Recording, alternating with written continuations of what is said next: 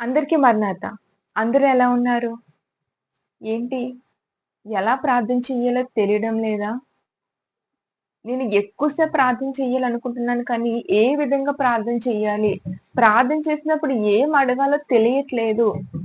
మోకరిస్తున్నాను తప్ప ఏ విధంగా ప్రార్థన చేయట్లేదో తెలియట్లేదు అని ఆలోచిస్తూ ఈ మాటలు వింటున్నట్లయితే, దేవాదేవుడు ఈరోజు నీ కొరకే నా ద్వారా ఈ మాటలు తెలియపరుస్తున్నారు. సో, మనం ఎక్కువ సమయం ప్రార్థనలో గడపాలంటే ప్రార్థన రాని మనకు ప్రార్థన చేయడం రావాలంటే, మరి దేవదాసయ్య గారు 7 మెట్లు ప్రార్థన నేర్పించి ఉన్నారు. ఈ 7 మెట్లు ప్రార్థన మనం ప్రతిరోజు మనం చేసుకున్నట్లయితే, ఎక్కువ సమయం మనం ప్రార్థన చేయగలం.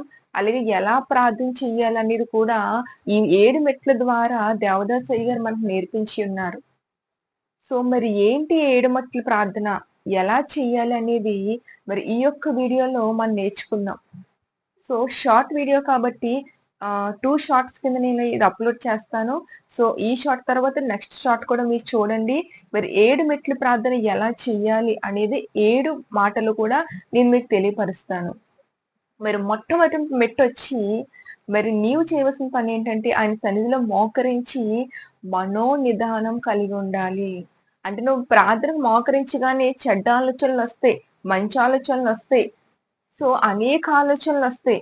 కానీ ఆ ఆలోచనలన్నీ కూడా మన మదిలోకి రానివ్వకుండా మన యొక్క మనస్సుని, మనోనిదానాన్ని దేవుడి వైపే నిలపాలి. అంటే మన యొక్క దృష్టి, మన యొక్క మనస్సు, మన యొక్క తలంపు ముందు దేవుని వైపు మనోనిదానం కలిగి ఉండాలి. సో, నీ కొరకు, నా కొరకు సిలువలో ప్రాణం పెట్టిన ఇప్పుడు సిలువ ధ్యానాల్లో మనం ఉన్నాం కాబట్టి, సిలువలో వేలాడుతున్న ఆయన వైపే చూస్తూ సో, చూడండి ఫర్ ఎగ్జాంపుల్ మీకు అది అర్థం కావాలంటే, మనకు ఏదైనా ఒక ఫోటో తీయించుకున్నామనుకోండి. సో, ఫోటోగ్రాఫర్ ఏమని చెప్తారు?